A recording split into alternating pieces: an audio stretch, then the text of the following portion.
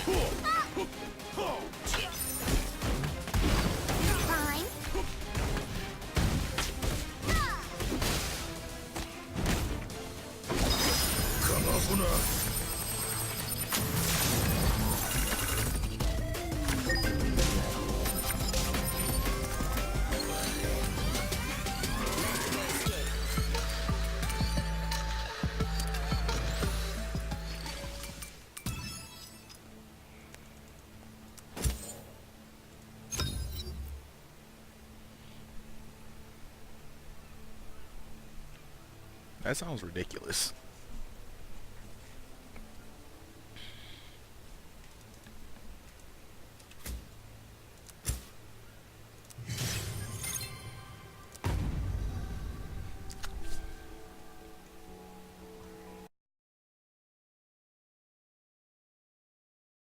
Great way to get gaming tips as well as learn how to game with us. Battle mage. What does it mean to be a battle mage? So we've talked about this in several other videos, and today we're going to dive into spells. When you're a battle mage, I really feel like there's only two paths to go. You're the war wizard or you're a duelist. Right. Which means you're either slamming a whole bunch of different spells, usually with area effect, or you're one-on-one. Yeah, well, like the War Wizard, he's going to focus more on the area effect spells and the control spells, like the big boomy spells, Fireball, Lightning Bolt, Meteor Swarm. The spells as a wizard you live to get to 5th level for, pretty much. I've made it. And then the other ones, they're just going to control the battlefields. Your Cloud spells, Stinking Cloud, Cloud Kill, your Wall spells. So there's a ton of them, and that's just. And there's also a bunch of other spells as well, but they really are about just sectioning off the battlefield and controlling where the enemy can go. But there are so many spells and so few actions to cast them. That is true. So action economy is incredibly important.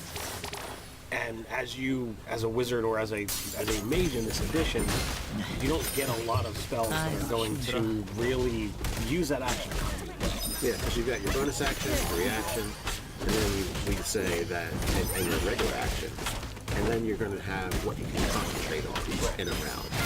And then you have whatever's free floating that just always exists, which is short of. Now, I feel like the Duelist Wizard is a little bit better when it comes to action spells because he's going to rely on more reaction spells. He's got like two jobs, really, right? If he finds himself actually on the battlefield, well, he's the mage killer, right? He's going to hunt down the enemy spellcasters and shut them down. Whether it's using his reaction for counter spell, casting dispel magic on the field to undo whatever he's done, or using shield spells to fend off those incoming magic missiles, or absorb elements to mitigate the damage and be able to send it back. Especially if he's getting targeted with the other mages are targeting him. Yeah, and so I feel like that kind of mage is going to be very, very specific towards that area of spells, where maybe if you're a War Wizard, you really just want to throw big spells around and you're not really going to worry about it as much, right? You might balance it out. But, when you're using your spell slots, you want to use Fireball, Meteor Swarm. Damage those things until they stop moving. Yes. The bonus action spells, you really don't have a whole lot that you can use as your bonus action. You pretty much have Expeditious Retreat and Mystic Step. Yes. And both of them basically basically the same function. They're from spell levels, so one is slightly better than the other, but they're about moving around the battlefield. It's about mobility. They can get you out of trouble or closer to the danger so that you can get those spells going. Yeah, the other way of using your bonus action, you can cast a spell that then uses your bonus action to direct it. So, yeah, like melt somebody's meteor, mortar cannon, sword, and Flaming Sphere, a low-level spell, which is also, not only does we use Sphere bonus action, it gives you some battlefield control and some damage, so it's fairly versatile for putting it out there. Yeah. And there's also Big B's hand that gives you a lot of different options, and you can use your bonus actions directly.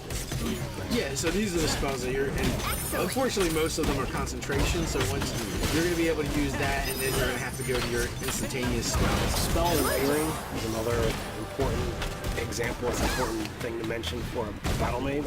It is the hardest thing to do in 5th edition. It used to actually be very commonplace in previous editions, but that's what you lived for when you gained those levels, is being able to put on Stone Skin and Mirror Image and every other spell you could think of. Now there's very specific spells that this works with. Yeah, I know this guy in previous editions is like, all right, I disappear 7 rounds later. I'm like, all right, I'm ready. Yeah, if I had 10 rounds to prepare in previous editions, it was a good time. Now, now there's not as many spells you can catch. There's only a handful, like Fire Shield, Mage Armor, Mirror Image. You found a really good one. There's the Armor of Agath, which is nice because it's pumpable, so you can take it to higher levels. And it's like a 4-man's fire shield at low level. Yeah, so as long as if you have a couple rounds and you can slap all those on, like the fight's coming, then you're going to be ready. Mage Armor you probably have on for the last 8 hours.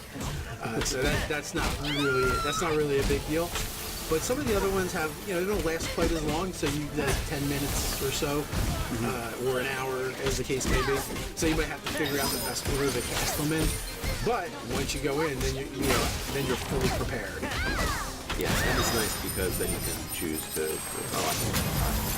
concentration spell for this combat. it'd be even better. Yeah, it'd be even better, and especially if it's a concentration spell that's going to use your bonus action.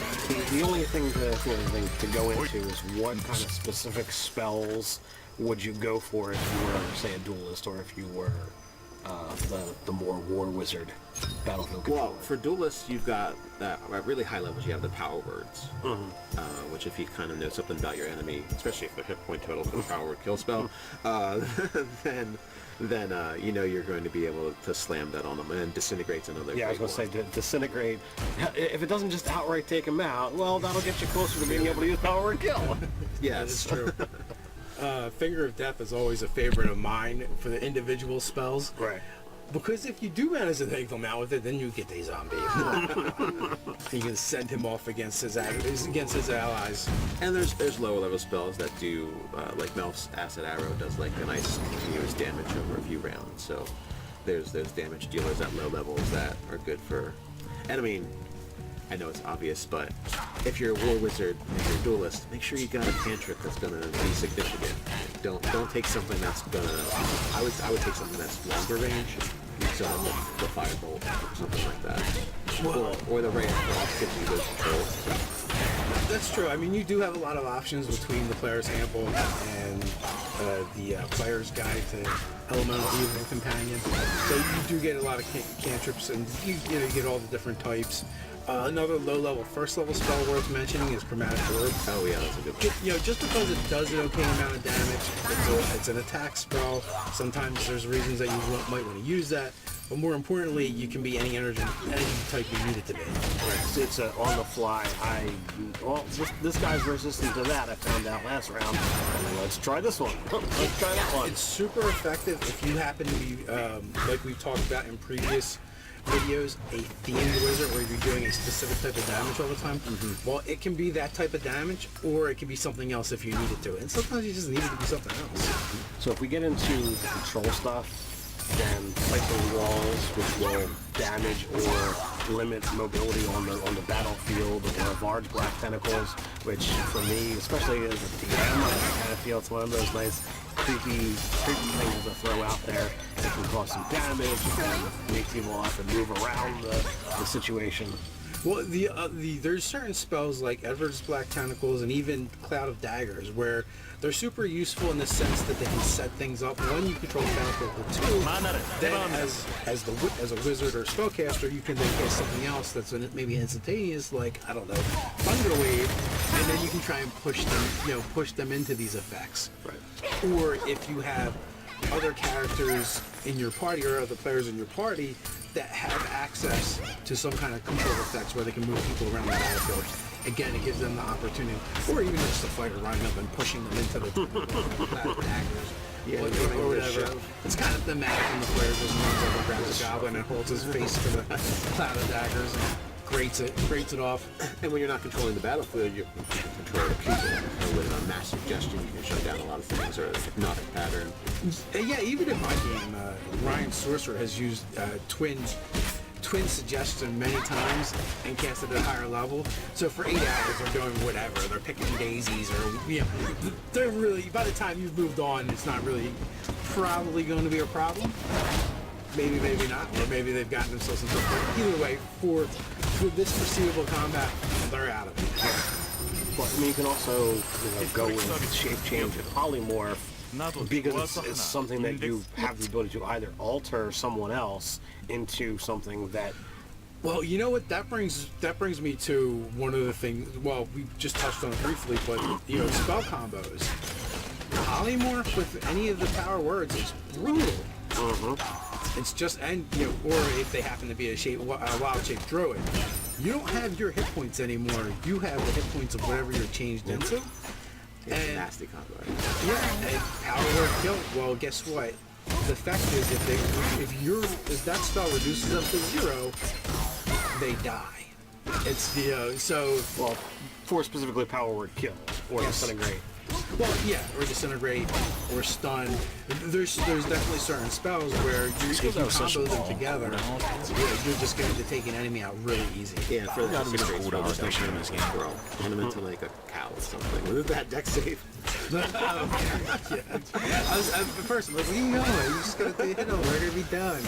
And you're like, no. Well, power would kill. It's just you don't have 100 points. Turtle. Just turn him into a turtle. Turtle. Eat that. Disintegrate. Yeah. And then for Flip it on its back first. But polymorph and shape change also have the ability to be used offensively. Yes. So you could become something that they're not able to handle. And I mean, you saw way back in the day, Sword and Stone, they have the mage duel. Or also in the Dresden Files, there was also a mage duel where it consisted of them, basically shape changing the whole time. Right. Which was really cool. But it does bring up kind of a funny story from my game, where we have a sorcerer that has polymorph, and he can do twin spell. And Ryan had asked Anthony Amato from Cardboard Fortress and Full Climb, it's like, hey, I can turn you guys into T-Rexes if you want in the battle. And Anthony's reply was, well, if you ask Anthony, the player, I'm going to say, hell no, that's inferior to what I can actually do as my character. But he's like, but if you in-game ask Goblo, he's going to be my Goblo character, and you're like, fuck yeah, I want to be a T-Rex. It's amusing. And then what everyone thinks of as the quintessential war wizard is the person that's just laying down the damage. So you've got your low level, like Fireball, when you get that. Low level is Fireball? Well, before then you have Flaming Sphere does some area of effect damage. If you wiggle it around, you've got Thunder Wave. Thunder Wave and Burning Hands. Well, as a battle mage or a war wizard, you really want to think about utility in your spell list as well. Whether a sorcerer, it's even harder because you have less choices. A wizard, slightly better. But I find there's times when my go-to is Magic Missile, even as a higher level spell, just because so little things are resistant to force damage. And if I'm rolling crappy that night, I don't want to pick something that I have to roll, and I just want to. I've actually action surged and done a double Magic Missile casting at the highest level spell I've had. So I just drop it. It's never that much damage, but it's a bunch of D4s you get to drop and feel slightly impressive. It's that +1 that really makes a difference. I cast magic. Because you're at least doing 2 per. Yeah, you can't do less than 2. And there's no saving throw. They can't. You don't miss. Yep. And very few things are resistance to force damage. Again, that goes right along with the Chromatic Orb. Okay, do you need options? Well, that's a good spell to have. Do you have something that gives you advantage when you're making attacks? And the other thing too is, if you're making attack rolls as a wizard, that means you have the ability to crit. So that's something you don't get if they have to make a saving throw or auto damage or whatever. So it is something to consider too. Has something come up that actually gives you advantage? Well, maybe you might want to consider using one of those spells that you have to make an attack roll on, because you could potentially get a crit. Right. Or at least your chances are better. Anyway. Critting with spells is a lot of fun. Critting with anything's a lot of fun, but it's very satisfying because the wizard gets to do it so much fewer times than anybody else in the game. Yeah, it's very infrequent. As my spellcaster, I roll dice for spells. It's just you do an effect and you're saving those. Also, honorable mention, if you're playing more of a Gish type battle mage, is the Skag has quite a few spells that are bonus actions to cast, or as part of the action, it's actually a weapon attack. You have Booming Blade, or there's like Green Blade, Lightning Lash or something like that, which isn't really a weapon attack, but it's similar with it. Yeah, so there's definitely those kind of spells as well that can be useful. And again, they're cantrips, so if you've already cast your spell, they come in handy when it comes to action economy. Use them again. No discussion about battle mages, in my opinion, would be complete without at least mentioning the haste spell. Haste is one of those fantastic spells. There's never a bad time to be hasted. Yeah, I mean, the only downside to haste is it's a concentration spell, so that can be tough. But if you're playing more of a Gish character and you might be mixing it up a little bit, having the extra attack after you cast spells not bad at all. Especially if you happen to be a fighter and have action surge, you could literally take 2 attacks and make 2 cast 2 spells in the same round. So it's not a bad deal at all. It's going to up the armor class. It's going to give you a benefit to dexterity saving throws. You're going to be more mobile on the battlefield. And if you happen to be a sorcerer, it's a great buff spell to use on your allies. You got a barbarian and a paladin in your party. Twin haste. Want to be better? Just add haste. Yeah, pretty much. What is your go-to maneuver for a battle mage? What spell do you like to use? What would you absolutely never think about not including in your spellbook? Let us know down in the comments below while you're at it. Like, share, and subscribe. You can also check out the articles over at nerdarchy.com. While you're there, you can also check out the awesome store. So until next time. Stay nerdy.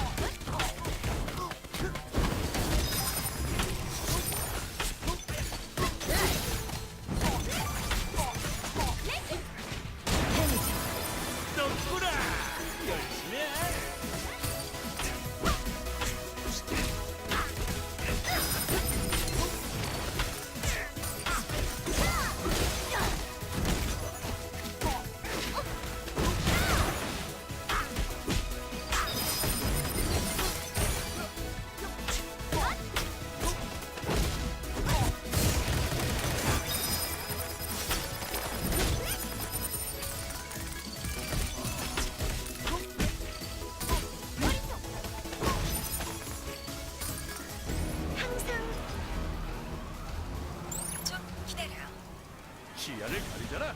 여기.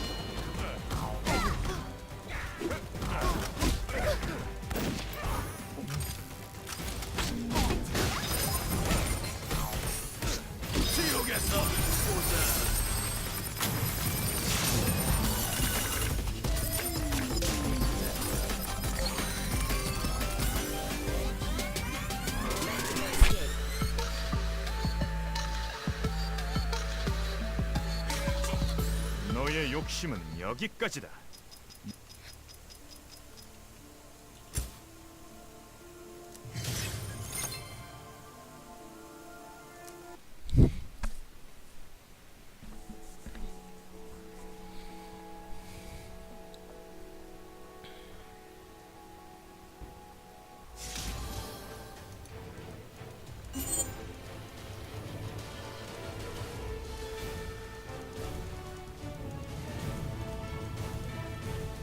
보고서는 아직 작성 중이에요.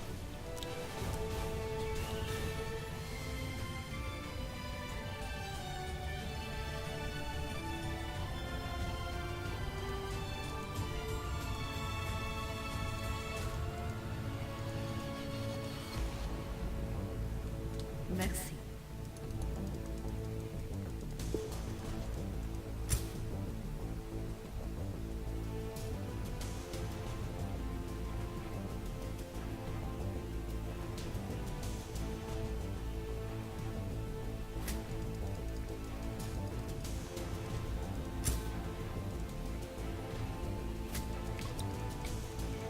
프로이드 강화 서비스입니다. 돈이 없네.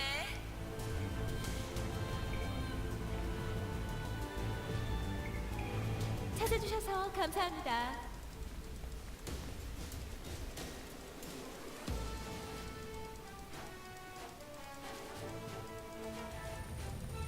저스트 파스타.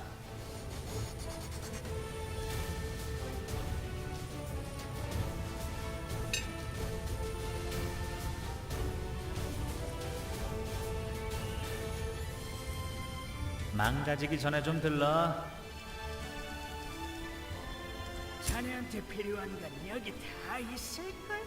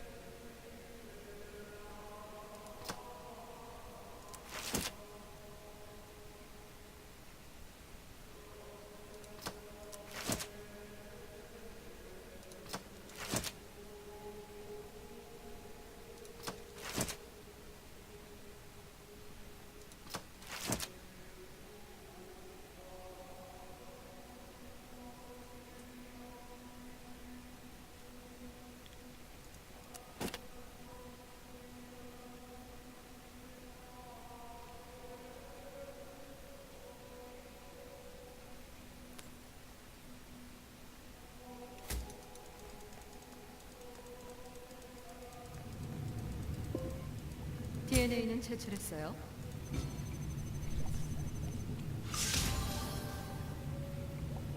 낙스.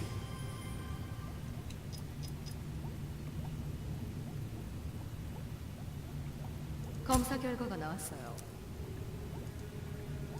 오바 모노브.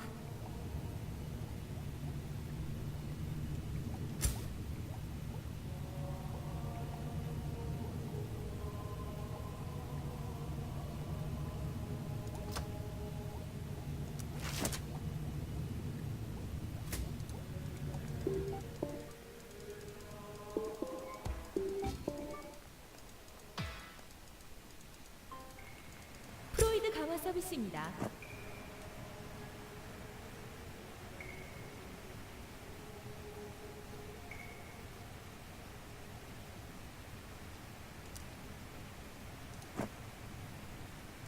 또 오세요.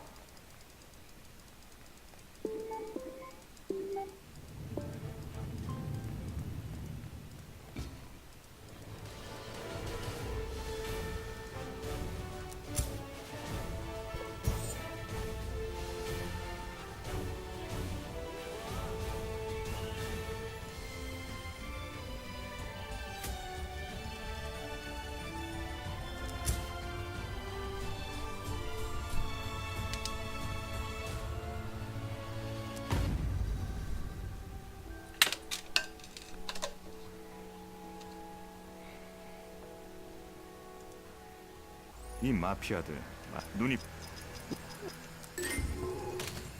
I'm gonna try a different roll.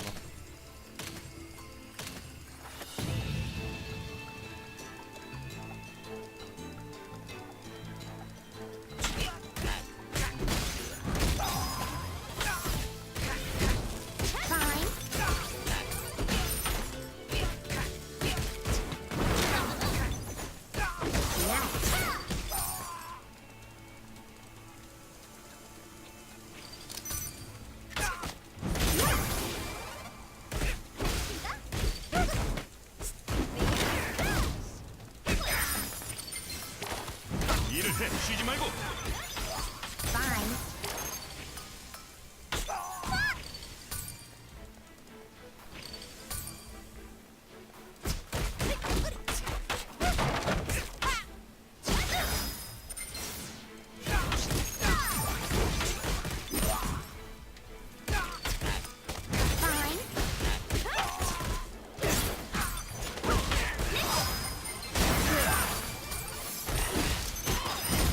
몸속에 있는 거 아니에요? 느끼고 있는 거지.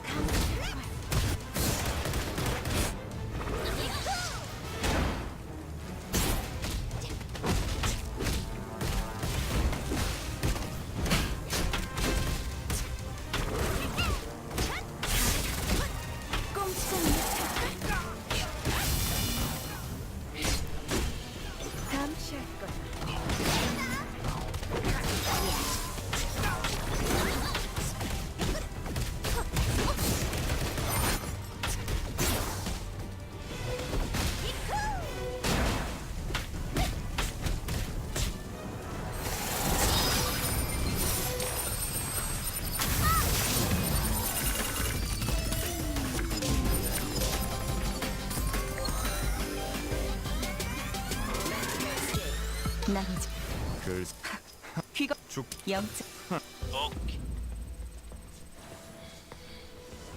그랜드 마켓은 해방되었다. 이 대륙의 경제는 원래대로 돌아갈 거고. And skip.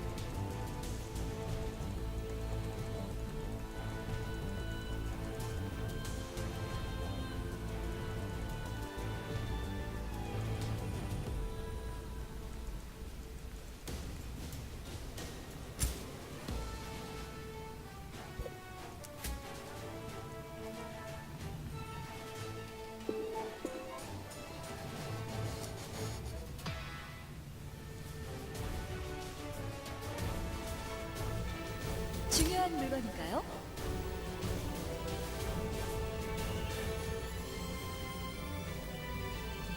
That's good. You can expand your storage by like just having money.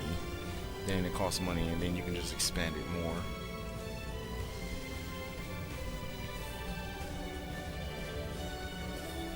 지켜보고 있을게요.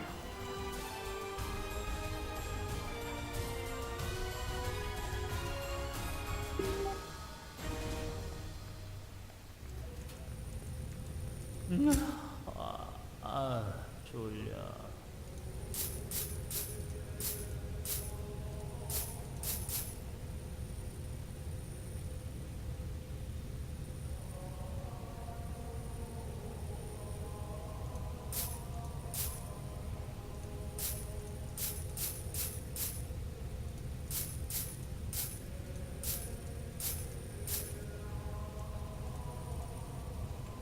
또 봐.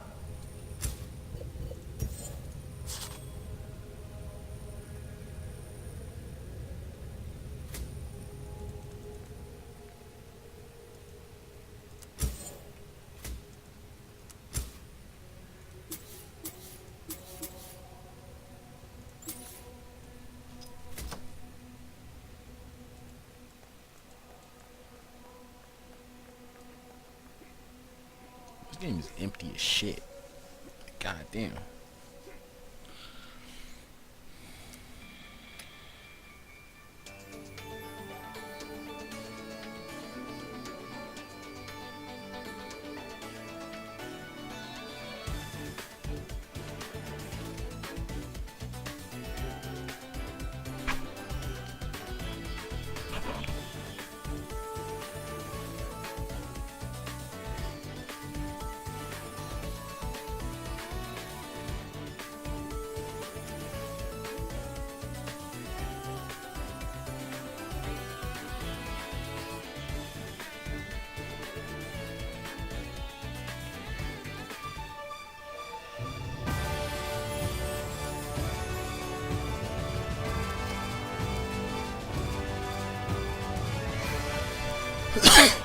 Fucking loot boxes, man.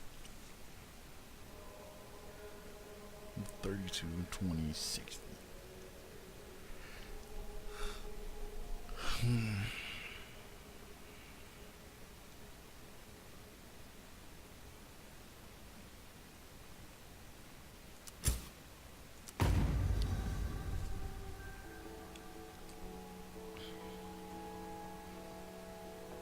Should probably try a different character.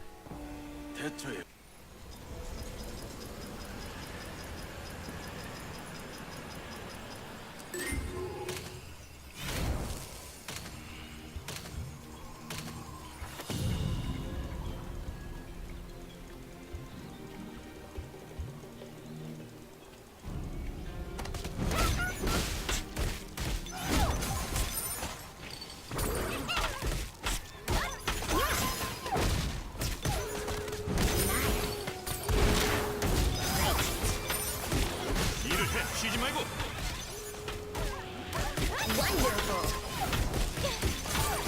일을 해. 쉬지 말고.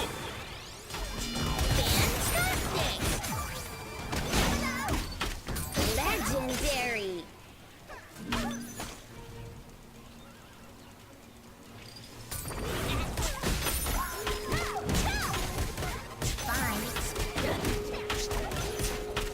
야외하나 참. 되겠냐?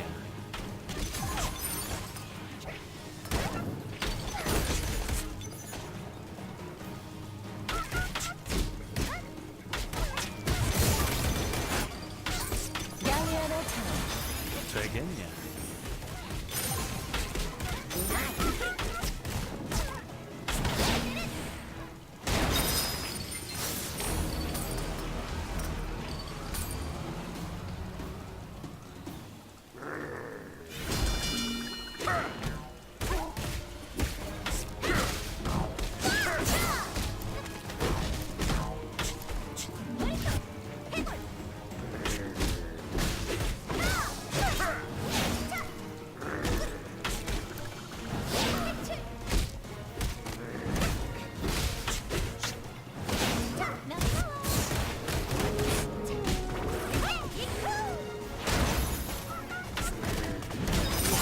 머무게 있는 거 아니에요.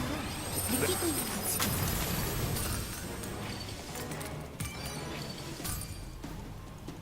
Nigga, holy shit, that was an explosion.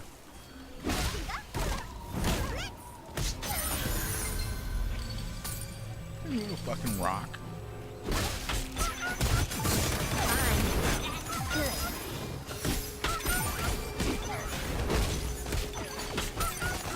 Great.